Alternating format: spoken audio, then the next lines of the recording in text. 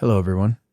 We want to start by thanking the author, Tom Walker, and Mountaineers Books, an independent nonprofit publisher of outdoor recreation, lifestyle, and conservation books, for the opportunity to give away one hard copy of The Wanderer, an Alaska Wolf's Final Journey by Tom Walker to one of our listeners. And the winner is Seeking Creations. Thank you to everyone who entered via our Instagram page. We appreciate you so much. Congratulations to the recipient, and make sure to DM us your details and we will be sure to get that book out to you ASAP. Thank you everyone for listening. This episode of the Wolf Connection podcast is sponsored by Mountaineers Books and their newest release, The Wanderer by Tom Walker. Mountaineers Books was established more than 60 years ago to express and share the love of the natural world. A Seattle-based 501c3 nonprofit, Mountaineers Books publishes a wide range of outdoor and nature-themed topics, from adventure stories to wilderness memoirs, natural history to photography, and conservation to sustainable practices. Find them at mountaineersbooks.org.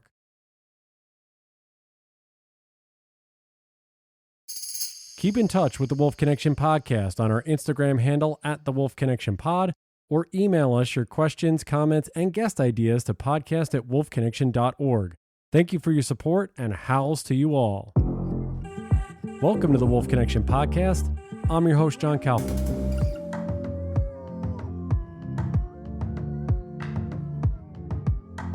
It is our pleasure to have an individual who hasn't been on the podcast before, but we met him in Colorado when we went to Aspen. He is the Area 8 Colorado Parks and Wildlife Manager, but he's been with the agency for 17 years. He's been the supervisor for 4. He is Matt Yamashita. Matt, it was great to meet you up in Aspen. How are things going in Colorado right now for you? They're peachy. Colorado's great. Yeah, there's a lot to cover, and a lot's happened since we had that event in March up until this point. So just before we get into your background and things like that, just if you can, give everyone an overall update of where things stand with the reintroduction in terms of there was legislation trying to veto or there was a bill trying to stop the reintroduction, this and that got vetoed by the governor. So how are you guys feeling right now at the agency now that things seem to be squared and paws should be on the ground by the end of the year? An awesome question. I don't think there's a very specific, easy answer.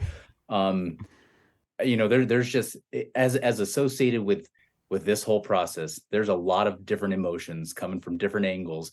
Right now, I think you can probably capture most of what's occurring everywhere, every day, with just some sort of a degree of nervous anticipation. Just knowing that there's going to be a next step, a next part, a next phase to it, but not knowing exactly what that's going to be or how that's going to take shape. So, there's a lot of busyness occurring. Just it kind of changes as we're trying to handle it. But it's good. There's a lot of positives. There's every emotion you can possibly think of. Insert that, and there at some point in every week, that emotion is felt by somebody in the agency working on something related to this reintroduction process. Would you guys say CPW is understaffed, adequately staffed, just in a general sense, coming up on this big milestone? Are you looking for more people, or where are you guys at with that? It's a good question. And I'd say there's probably kind of two portions of that, just related to being the state wildlife management agency for Colorado. Arguably understaffed. Our wildlife resource, the needs of the resource, any concerns related to that continue to grow as our population grows, people in the outdoors, recreation, etc. So we're kind of fighting an uphill battle in that regard. Related to the wolf reintroduction and future wolf management process, I think we're in a pretty decent spot. The agency, we've prepped ourselves for what we're getting ready to undertake. Hired on a lot of new staff, new personalities. I think we have the right minds at the table. So I think we're coming into this eyes wide open, and we're attempting anyway to be as proactive and productive in what we're doing with with this whole project. Yeah, that's really good to hear. And I think Stephen agrees with me too. I know he agrees with me on this. You were just, when we had that panel in Aspen, really loved your calm, cool, and collectiveness and very to the point attitude that you had. And I think that's something that in some of these conversations are missing. It was very matter of fact. There were some questions, if those of you that have listened to the episode with the full panel, where Matt was really just describing, I feel like, the basics of outdoor recreation, dealing with your pets in the outdoors in situations where there are apex predators, where Colorado already has bears and mountain lions. And so if you can't, I think, associate with, or dealing with bears and mountain lions out there, you should be able to handle wolves. So it's just, again, I want to commend you for being, everybody on that panel, between Karen, Lenny, and everybody else, were very even keeled and progressive and moving the conversation forward. But from an agency standpoint, for you to be there and to take the baton and really echo, I think, what everybody needs to hear, it's commended. So I just want to thank you for that, being someone who was just letting you guys speak. Thanks. I appreciate that. I mean, what are some of the things, as we get into this, I do want to touch on your background so that people know. What was it, something from an early age for you that you wanted to ascend and be in Colorado Parks and Wildlife? Was this a career track for you? Did you grow up in Colorado? What was your background to get to this point in your life that you're sitting here on, like Stephen said, really the precipice of an awesome milestone in this state and in the agency? So my background is Colorado native. I'm a 4th generation Coloradan. My family's been here for a long time, and I've kind of lived all across the state, along the Front Range corridor, multiple municipalities, cities there. I've lived in the mountains. I'm currently in the mountains of Colorado. I've lived on the west slope over in Grand Junction area. So I've been in Colorado my whole life. I know Colorado. I know multiple aspects of what is Colorado. I think that has formed an appreciation of the state and the multiple facets of the state for me. As far as me becoming a wildlife manager, my father actually worked for the agency back when I was a kid. So I grew up with knowledge of this agency.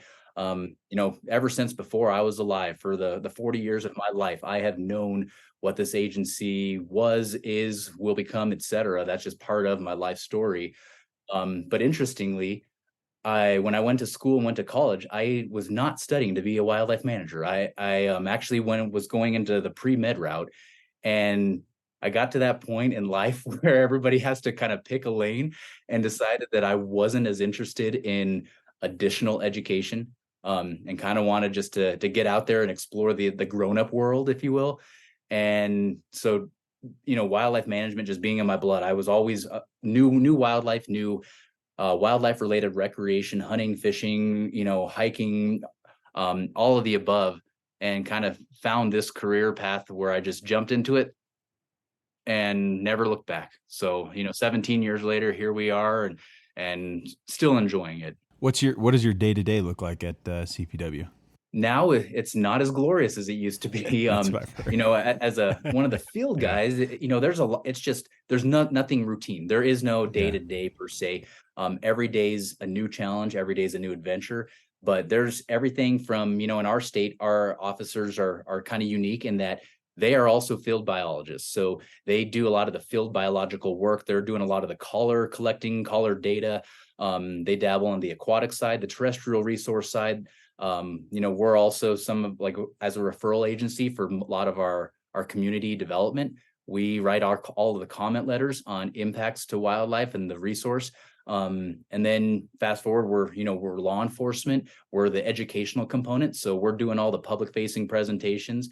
So it keeps us on our toes. It's awesome. Now in my current position, I kind of help our field staff. I facilitate that interface for them with our public. So still get to touch it, just, and have kind of the finger on it, just not the exact same. Yeah, I've always been curious about that. In terms of law enforcement, what is your scope of authority? So for, a lot of people across the country recognize us under the more conventional term of game warden. That's what a lot of the other states, and it's the same thing. Most of our law enforcement is primarily focused on fish and game laws. So we're out there checking fishing licenses, checking hunters, making sure people are abiding by bag limits. We do have laws, that protect wildlife when it relates to harassment, other things. That's kind of the scope of what we primarily focus on. But especially here locally, we get trained and get a lot of exposure to your standard police type law enforcement, and help other agencies assist other Really? agencies with those kinds of things. So What's something for you that stuck out? Again, it's been 17 years, but was there ever an instance or something that, or a part of the job that really resonates with you throughout the course of your career? oh, that's a really, really interesting question. I don't know if I get asked that frequently.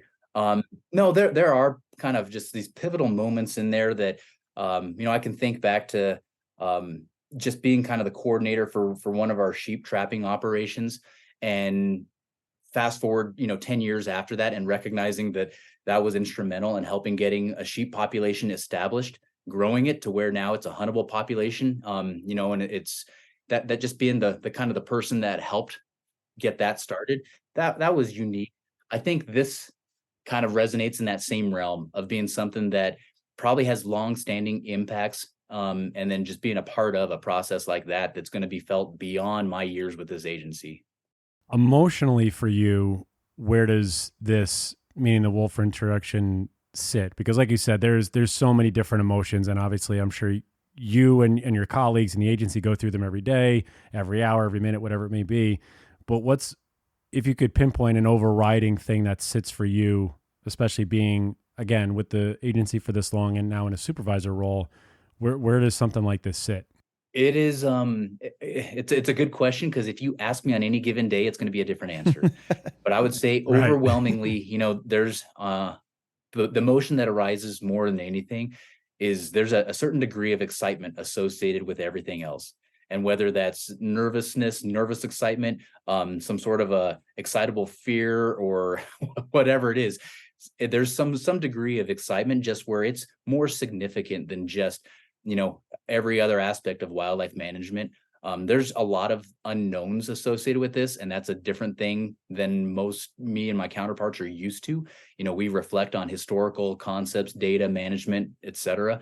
And this one, we don't really know. We don't know what we don't know. So that, unknown in front of us, the fear, the anticipation, all the above, it's there. What kind of fundamental issues are you guys preparing for in terms of specifically wolf reintroduction? I'm sure there are, of course, going to be issues that fall into the category of everyday CPW occurrences, things that people deal with bears, mountain lions, coyotes, all sorts of other species, but specific issues to wolves that you are anticipating that you're putting that extra effort and pre-planning into either preventing or addressing, that are very specific to this species.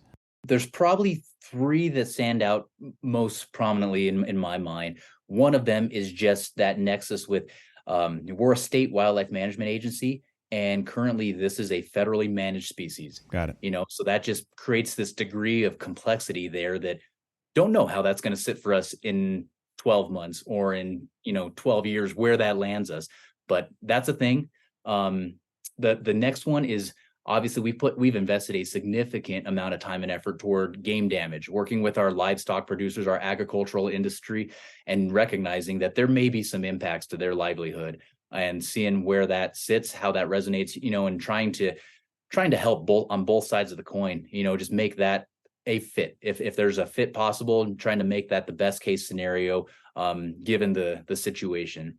The last one for us is, and this is kind of an interesting one, because this one changes almost hourly for us, is it's no secret our recreation industry is booming. It will continue to boom. There's nothing on the charts that says we're going to slow down anytime in the near future. And right now, we as an agency are experiencing and responding to more human wildlife conflict. And I think this was a part of our panel discussion this past winter. It doesn't matter who you are in Colorado. I think a lot of people are aware that there are conflicts with wildlife on all fronts. And this is another one of those. Even in this regard, this one has some of those conflicts that may not be real and recognized, but it's the fear of the conflict. And just getting that appropriate message out in front of the public on what should they truly be afraid of, versus what is, what are things that are unfounded and that they probably don't need to worry themselves with so much, and how you prep for that. Yeah. What are the things that you mostly see in terms of the recreation aspect that you're dealing with? What are the incidents that you're speaking to with other wildlife? Because I know it's not just predators. Obviously, there's prey that people run into. So what are most of the things that you guys Literally deal with sometimes. Yeah, exactly. No, it's a good question. There's it this I guess in this business there's really it's the surprise. There's really the unexpecteds that are kind of, that's the only thing you can expect, is the unexpected.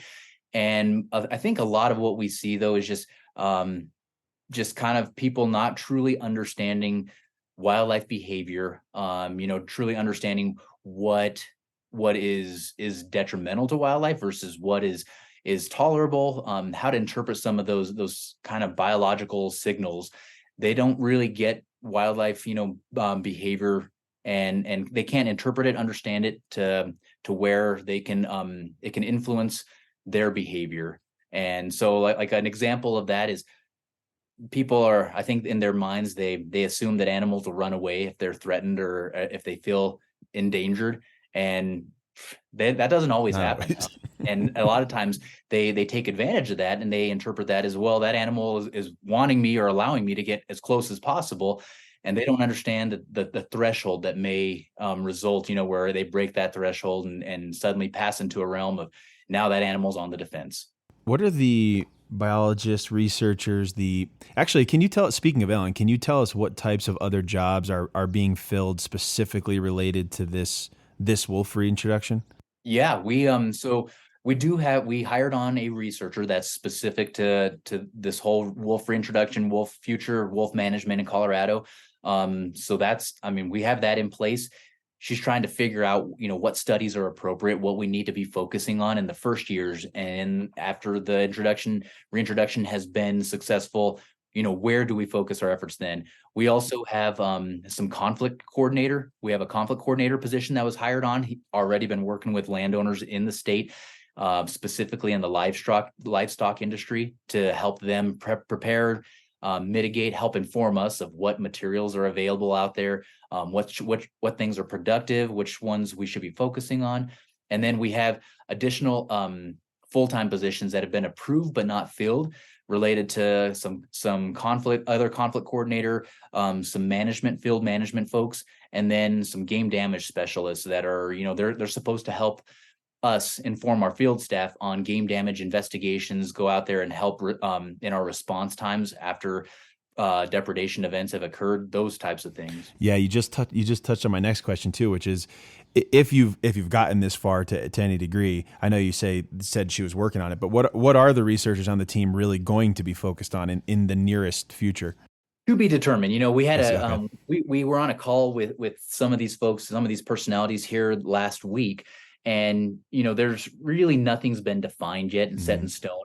I think a lot of it's still adaptable, and a lot of it's going to be based on, we're still in the as close as we are to pause on the ground, we are still in the planning phases for so much of this, and where their focus and efforts are is going to be determined based off of where these animals are released. What do we have for game populations in those areas?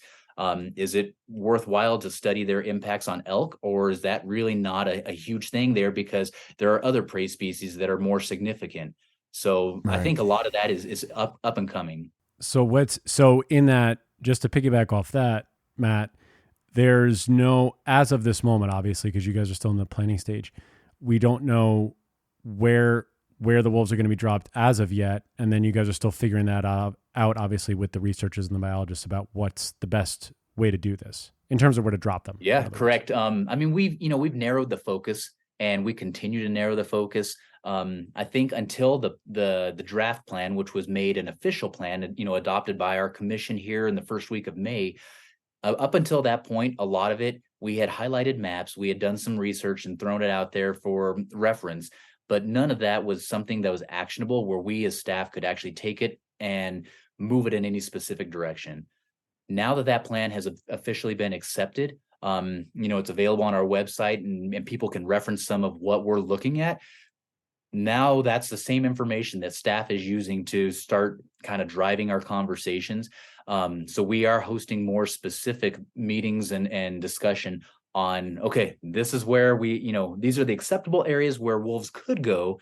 Out of those acceptable areas, now we need field staff to really go through and, with a fine tooth comb, nitpick and determine based on prey densities, based on conflicts, proximity to municipalities and roadways, where do we focus our efforts on identifying specific parcels, looking so far as access during winter months. Obviously, if the reintroduction is occurring primarily December through January, we're going to have snow on the ground, or hopefully we'll have snow on the ground. We're going to need to find adequate access, looking at, roadways, everything else, all inclusive.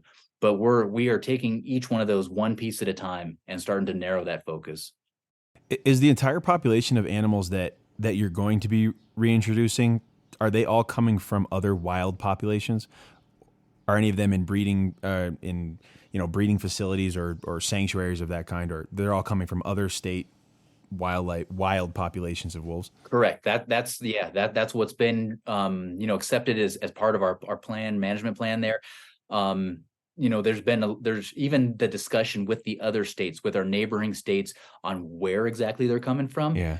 That's something that we weren't able to officially start soliciting some of those discussions until that plan was finalized. On that off chance that something was tweaked or amended, we didn't want to be being in a discussion, halfway through the chapter book, and then go back and be like, oh, just kidding. We're actually not serious about talking with you on wolves, right. And we want to look to a different state for a different reason. Are certain states just begging you to take wolves? It is interesting, just some of the biological politics that are associated with that. Other states have other opinions and they have different management strategies as well. So trying to navigate through that it's been a unique learning experience. Yeah. Are you taking any information history lesson from the reintroduction prior? And are you putting some stuff to the side because you guys are trying to, it seems like Colorado's trying to take a different approach than what was previously done. Are you guys trying to go 50-50 on that? What's Colorado's real aim in terms of how to manage this, how to plan it, how to put it into action? If anybody that has any experience with some of these other, especially the Northern Rocky Mountain states, if you look and reference our kind of the contents of our draft plan, so much of it is a mirror image of what other states have in practice. It very much is taking what is known amongst these other states that are actively managing, have either reintroduced populations or have supplemental populations, other varieties of wolf management, and we have taken that and adapted that to what we believe is a best fit for Colorado. But most of it's not original in nature. It's very much just a carbon copy of what has been successful or what we think may, a version of that may be adaptable to what we've got here in Colorado. I don't know if I read this, but are they all coming from the United States or is Canada an option? Unknown. Good question. Right now the areas that are being highlighted are all, states within the U.S. The primary focus is on the Northern Rocky states. So, Montana, Idaho, everything north of us essentially here.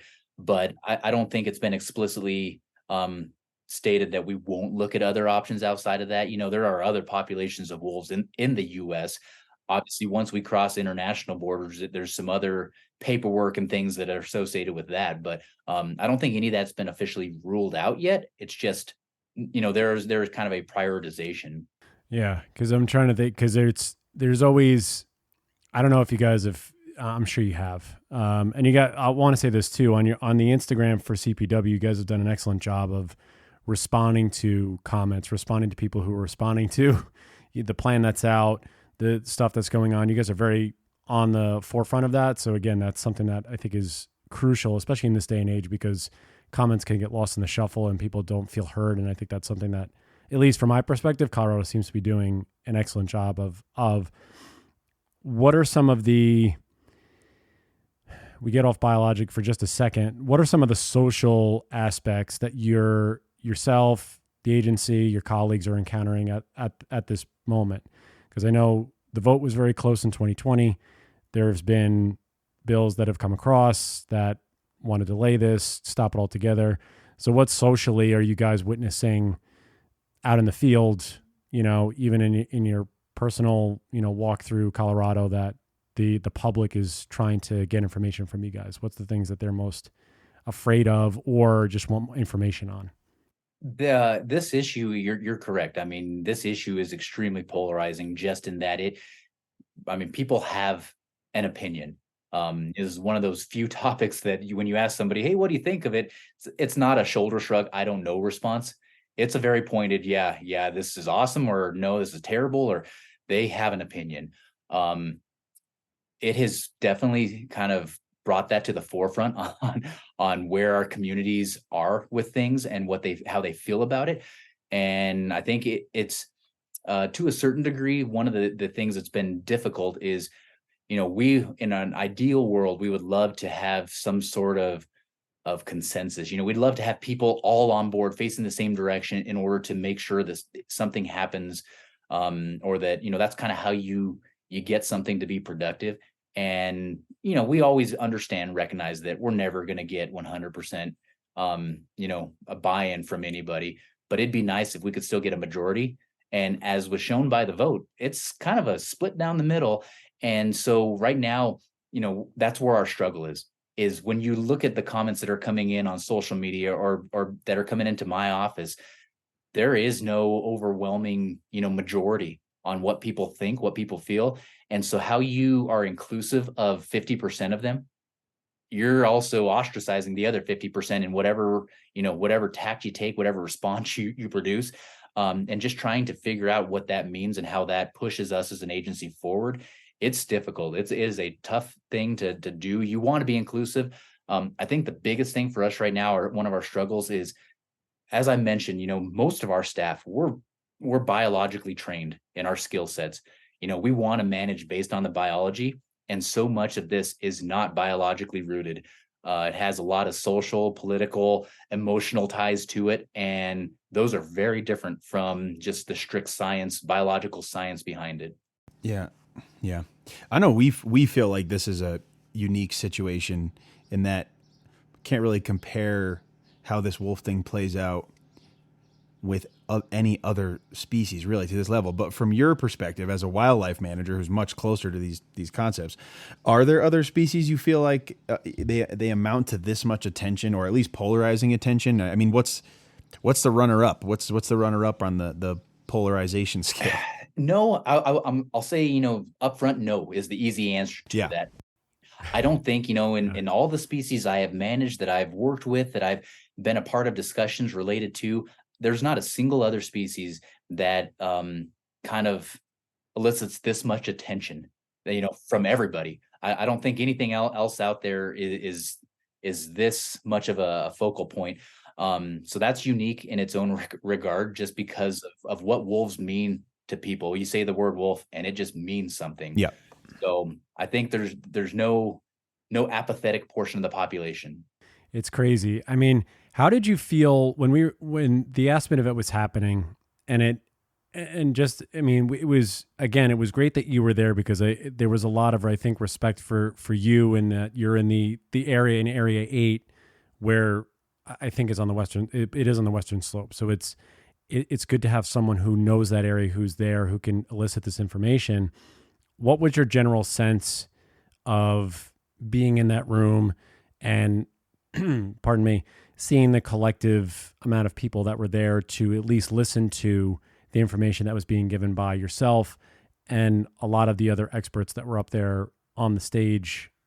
Do you feel that was is this typical of what's been happening since 2020 in Colorado? And do you think it's, turning heads a little bit one way or the other? How did you sort of feel in that moment, or in that evening? I think, that event was a kind of a pivotal moment for me, just in what's happened since the vote a few years ago. I think initially a lot of the discussions that were being hosted, a lot of the feelings that were being manifested were very much one side of the fence or the other. And there was less opportunity for education and for collaboration. I think that was you're either on my team or you're not, you're against me. And fast forward to this event, that we participated in, we engaged with a lot of the audience members afterward. And, several of them were familiar faces and I kind of knew where they were coming from, but it was interesting just to hear their perspective.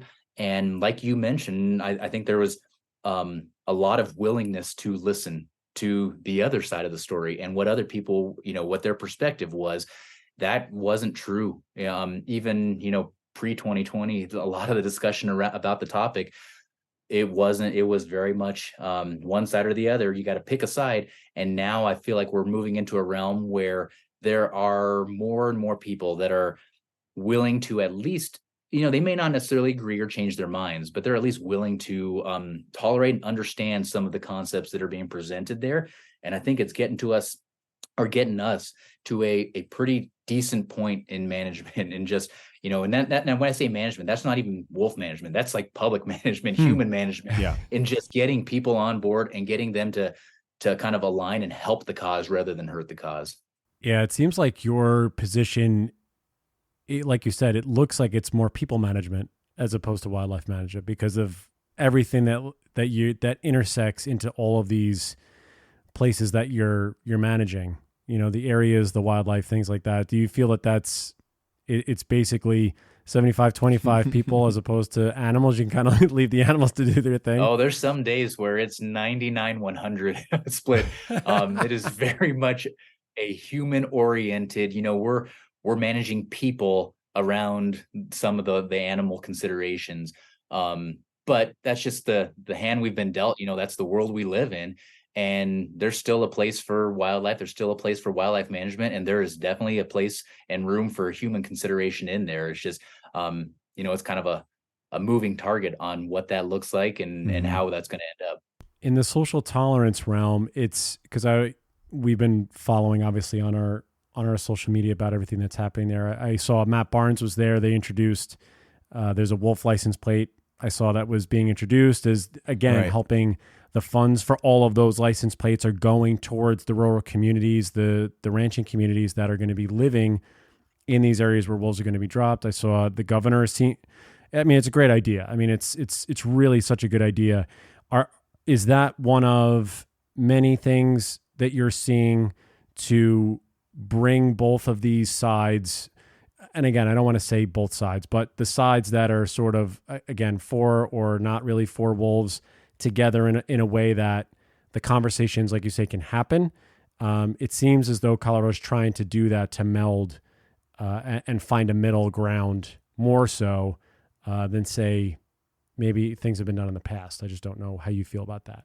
No, I think that a lot of those, whether they're intentional or not, because I know that there's some of these different proposals and some of these things that are not intended to specifically, unify or unite some of these different interests. Right. I think the unintended consequences that they are. And, if we can ride that wave and take advantage of that momentum, it only serves to be beneficial, to everybody involved. And that's the wolf as a species. That's all the people, regardless of your perspective. That's the agencies that are responsible for management of them. It's helpful. No, I can imagine that. What are some of the things that you're telling people, whether it's yourself, your colleagues, because we were talking a little bit about, there's always going to be myths and stories. And I heard this from, my friend in another state. I heard this from my friend in another state, or whatever it may be about wolves in particular. What's the best way that you guys are combating sort of again, I don't want to say myth, but the stories that come out that might be overblown, either one way or the other, to give people really the correct information and the truth about how wolves react and really their place in the ecosystem and things like that, so that the public is fully informed.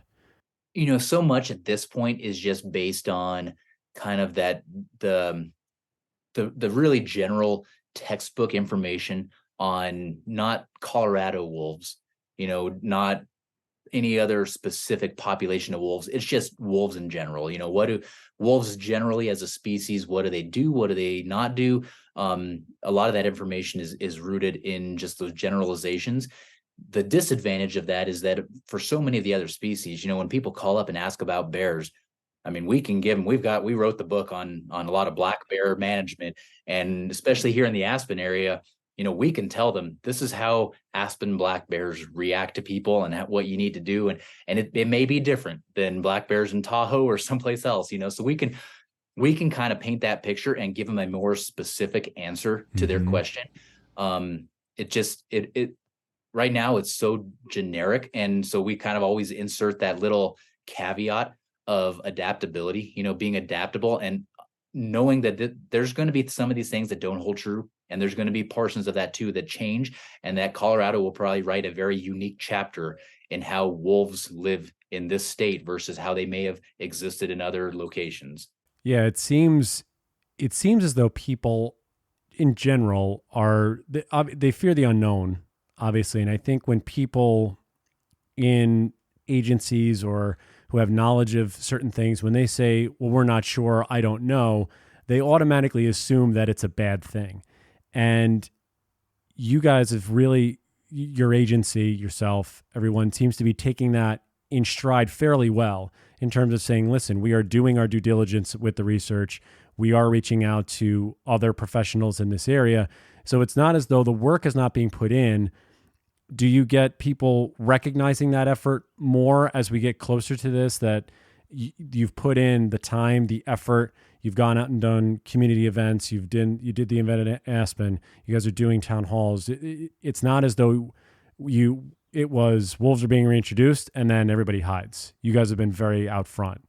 Do you feel that's garnered more support and it's, again, kind of moving in a more positive direction? I don't think it's hurt the cause at all. I think without that, if that had not been the tact, I think we'd be in a far worse situation now than what we, not saying we're in a bad situation. There's still a lot of conjecture and there's, a lot of uneasiness out there, but I think it's mitigated some of that sentiment amongst the communities. There still is a lot of uncertainty, and it's disconcerting for everybody. They want to know the answer and we want to know the answer. We just don't have an answer to give. Yeah. But it's been beneficial just being forward facing in that regard. There is still a lot of the I don't know, in response to a question. And part of that, I get that it seems like it's almost a cop out in just providing hey, I'm leaving the door open so that whatever happens, I'm still right type of attitude. Mm-hmm. But I think a lot of it's just genuinely that's the truth. When people ask, hey, whenever we put wolves here, how would they respond? What do you guys expect of them if we were to put them here? And the answer of I don't know that's as accurate as anybody can give you. And that's the truth, and I think more than anything, I think we're trying to be very, very transparent and truthful and even almost vulnerable in recognizing that, yeah, I'm supposed to be the wildlife expert, but when I say I don't know, it's not coming from a place of wanting to just cop out and give you an open-ended answer. I'd love to give you an answer, but I'm as uneasy as you in that I really don't know what to expect. And I don't want to, hypothesize that I don't want to point you in the wrong direction and say this is what is, you should expect or will happen. Yeah. And this is probably an extension of that. And you don't want to hypothesize, of course, but do you guys have any do you have any concerns about ungulate populations at this moment with what you know now? Yes and no.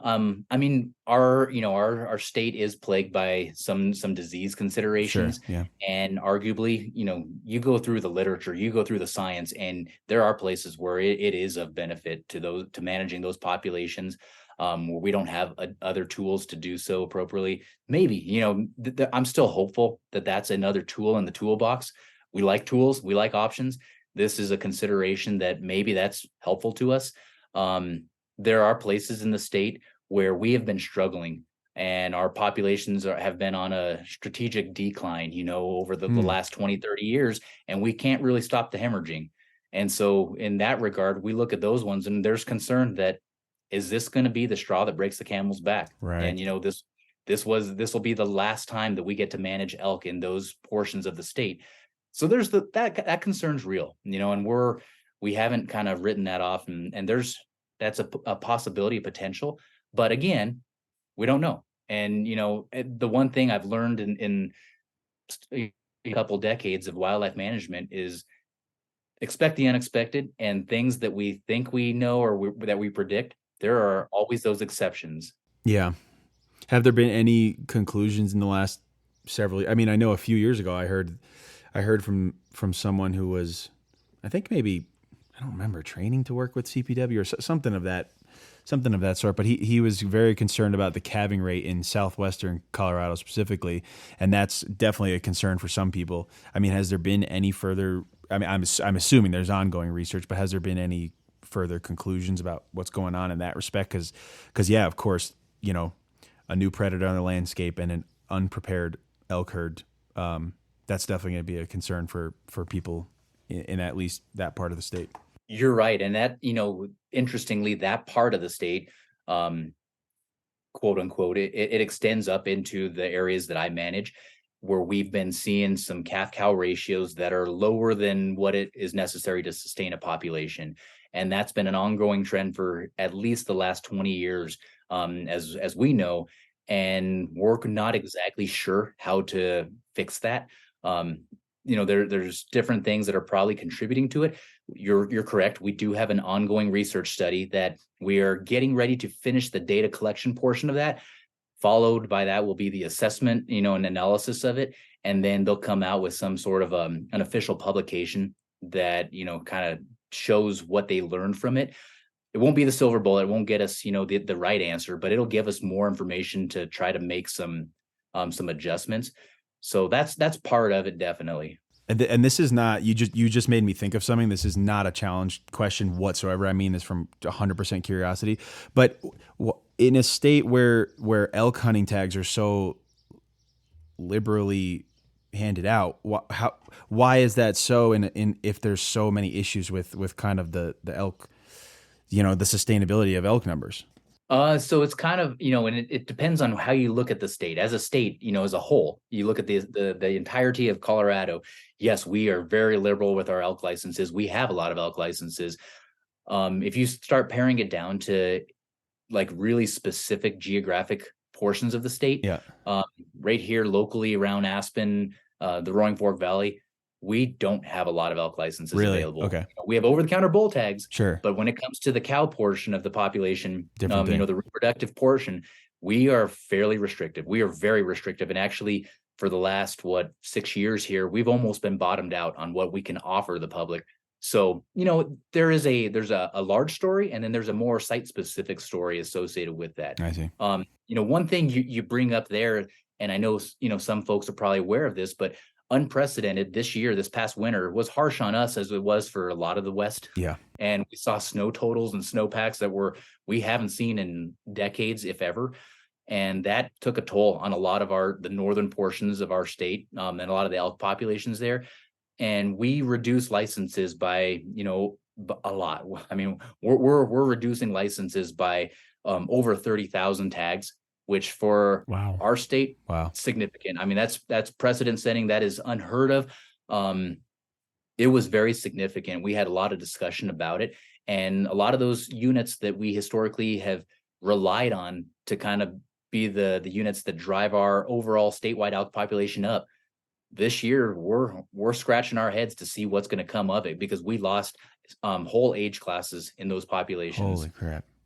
That is crazy. I mean, and this is just obviously off topic, but now you're bringing up other stuff that's I'm curious about. But when you guys see mortality because of unusually big snow loads, is it mortality just because of access to food, like ability to get to food, or is it more physical inability to travel through landscapes, or more susceptibility to predation, or what do you guys see what's causing the mortality when it comes to snow? I'm going to answer with a yes. Oh, okay, cool. Everything you brought up all there, the above.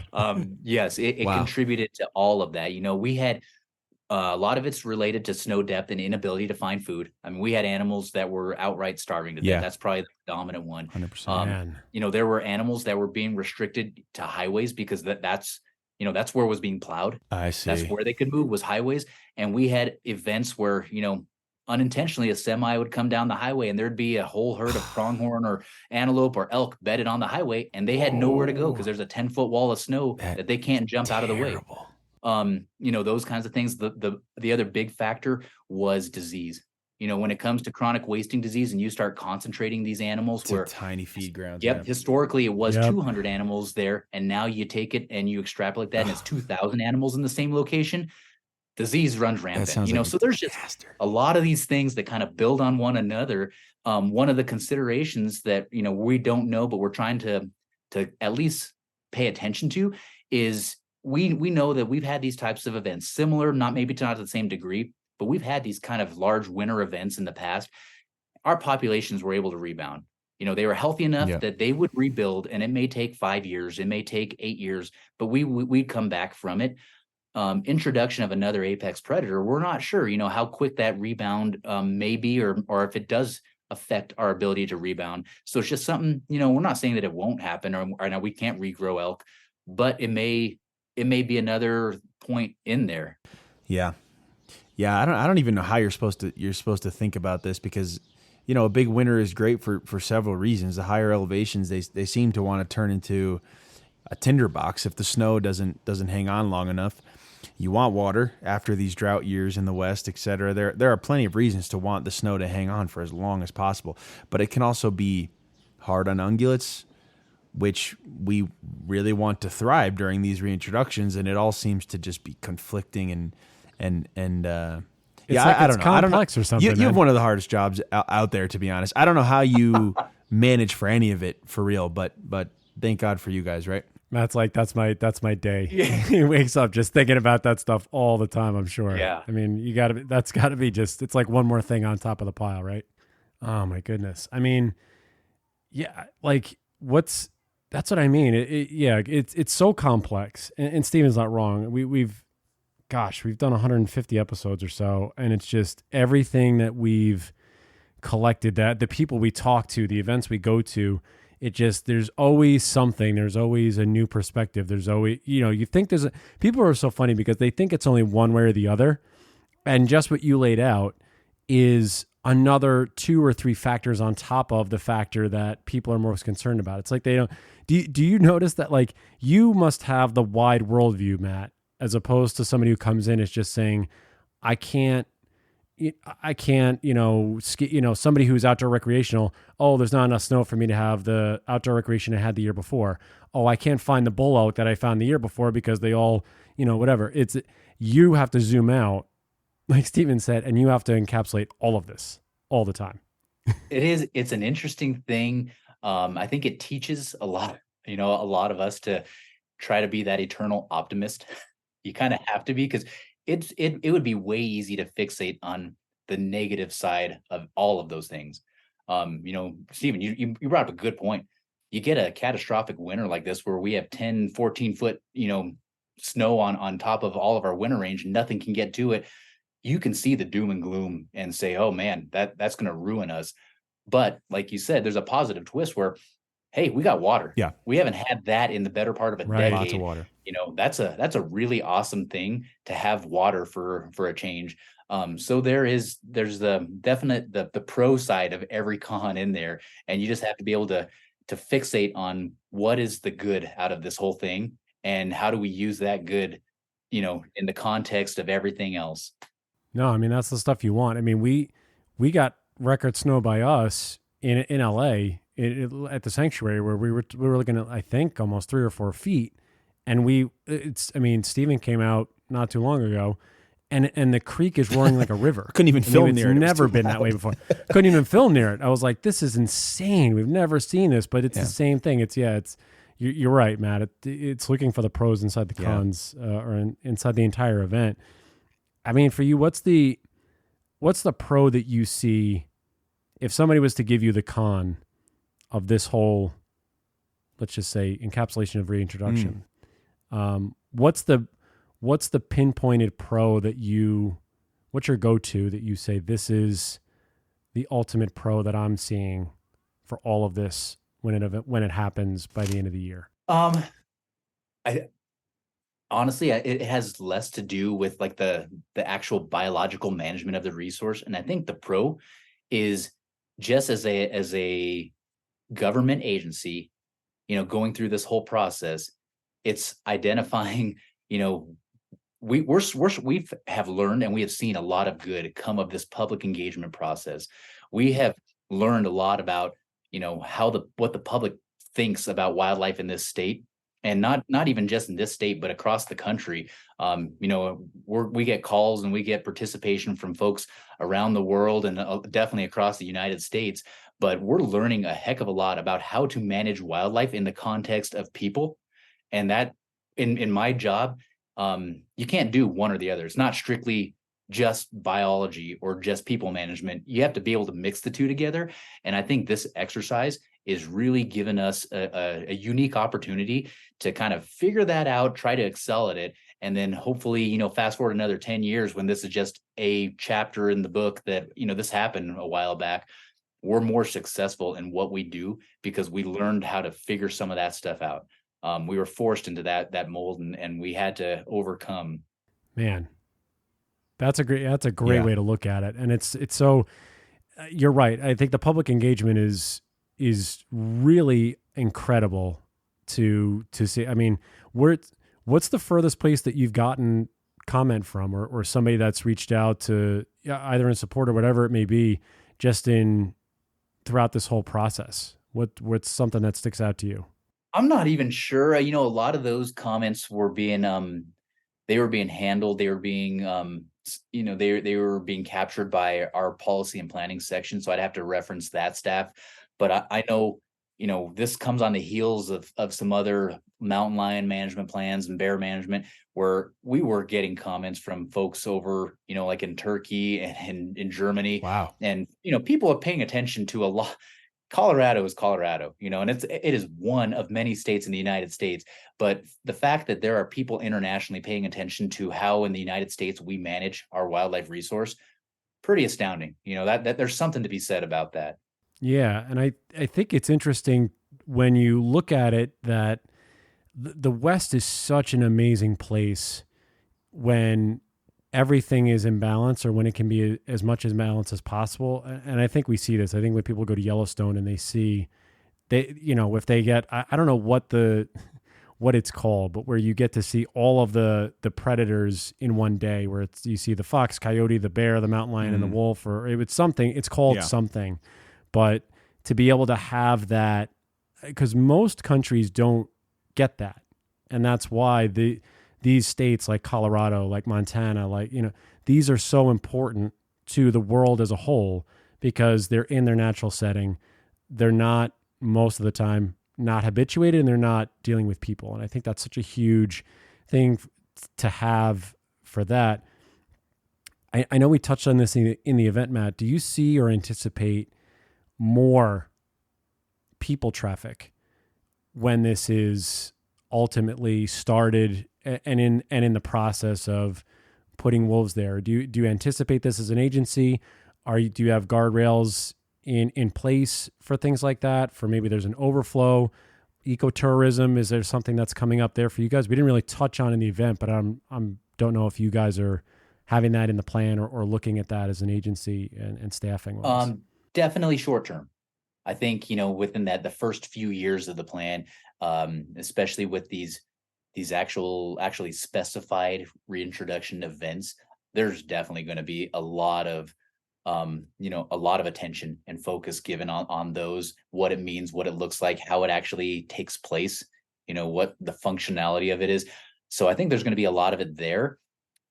As you start to move down the road and focus on things in maybe 5 years or 10 years, or even, as they start progressing through the phases of our plan, and maybe they get to that point where they're like a non-game species or something, and they're no longer a threatened species per se in the state, trying to figure out what that means. I think that there's still, yes, I would say yes, that is a part of it. And where I come from that is, thinking about black bears, I mean, that's a dime a dozen. But it's amazing to me here in Aspen, right down the street from where we were that evening, there are people that come here from across the country that go to Aspen because they know their chances of seeing a black bear in the quote unquote wild. It's just not one in captivity. It's in downtown Aspen. They're going to see a bear if they go outside for 15 minutes. There's going to be a bear wandering down the street somewhere. It's that novelty there. So I think if we're successful in managing for a sustainable population in the state, which is what the plan articulates and what our agency striving for, yes, I see people that are going to be seeking it out in order to, just like you mentioned, they're going to be coming here to the West to see what a wolf looks like in a natural setting amongst a natural environment. What's the, I read most of the plan when it was in the draft phase. What is if you can divulge this, what's the sustainable population at? Because I know, again, or what's the proposed stable population that Colorado was looking at in terms of a floor, a ceiling? Was any of that finalized? Where does that sit? Because I know people will probably ask about that because of the numbers that have been getting kicked around in Idaho and Montana. So I just don't know if that's been finalized, or is that such an ongoing process? It is. I mean, it's embedded in the plan. As far as being able to just pinpoint like a single number, it's not as simple as that. Even with the other predatory species Right. that we manage in the state, for our ungulate populations, our prey populations, we have objective ranges. So, it's kind of a non-specific biology. When it comes to predators, I mean, we based it on habitat availability, excuse me. Availability. And so we kind of manage based off of a lot of what we would expect and what's appropriate based on the habitat that's available there. So it's specific. I mean, it's kind of outlined in there. Honestly, I'd have to go back and take a look to see exactly the number. I know a lot of it was intentionally left in there as being kind of an adaptable figure, recognizing that, once things start happening, we're probably going to have to, as far as densities, pack size, those things, we're not going to know that until we actually see it, witness it, and figure out that there in this area here, we were assuming that a pack size of 6 was kind of our max. And suddenly now we've got packs of 12 or 15, and we realize that there's a different tolerance amongst the resource. What's going to be trying to word this correctly.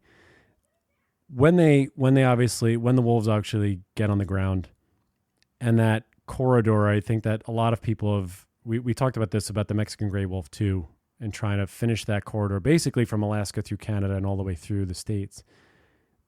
Has there been any discussion or talk, and I know it's kind of I don't want to say a woo-woo-y type thing, but the wolf corridor will essentially be reestablished. That was in the West, that you have all the way through there. Has there been a sense of pride? I mean, obviously nothing has happened as of yet, but is there a sense of somewhat accomplishment that if this is completed and managed correctly, that that Colorado really is that last piece of this puzzle and of this corridor for this animal that, for all intents and purposes, was extirpated across the West, and that you guys and this agency and this state is part of the final piece of that? That's a really, really interesting thing that I had not heard brought up, honestly. And it seems, I mean, it seems so plain to see that and to recognize it. But I had never necessarily been asked that question. It hadn't been a focus of all of this process. It is significant. I think one of the things that's kind of been standing in the way of it is all of the, our political boundaries that are drawn around some of that. Difficult to differentiate, even so specific as some of the political boundaries being wildlife management ones, where we're trying to be very specific in not releasing these wolves on top of Mexican gray wolves, and complicating some of those efforts, and trying to almost differentiate and be respective of those subpopulations there. So yes, they're wolves, and they're it helps complete that corridor, but almost to this point, we've been intentionally trying to differentiate and separate that out and not create that connectivity just because we didn't want one to influence the other. So that's an interesting thing you mentioned. It is, man, that's one I'd have to take a little more time to sit down and think about, because there is a lot of significance associated with that. So for you, for the public who's listening to this, who's gotten to know you, who's gotten to know a little bit more about where things sit, what's the best place for them to find resources, information about not only the wolf management plan, how can they track things going forward? Because it seems like, I know you said you're in the planning stages still, but from here on till, like you were saying, roughly December, January, till paws ultimately hit the ground, what's the best place for people to find this information, find these resources, contact the office if they have any questions about anything moving forward? The best answer to that kind of one-stop shopping is just going to our website. Like you mentioned, we've been trying to be as intentional as possible about providing all that information on the web and giving people kind of access to, even if they can't find the answer there, at least it gives them some sort of direction or a link to where to find that information. But our state website is CPW, Colorado Parks and Wildlife, cpw.state.co.us. And right now it's been on there for the last several years. On the top tab, one of the bulleted items is the wolf reintroduction management. And if you click on that, it takes you to the wolf page, and everything that the agency has, all the links we have to all of our comment pages, all of the upcoming public meetings, everything else is hosted right there. Even anything that we've done through an outside external, organization, kind of a PR firm, all of that is hosted there. So still the best place to reference that information, figure out which office to call, who's in charge of what portion of this plan. All of that's hosted on that same site.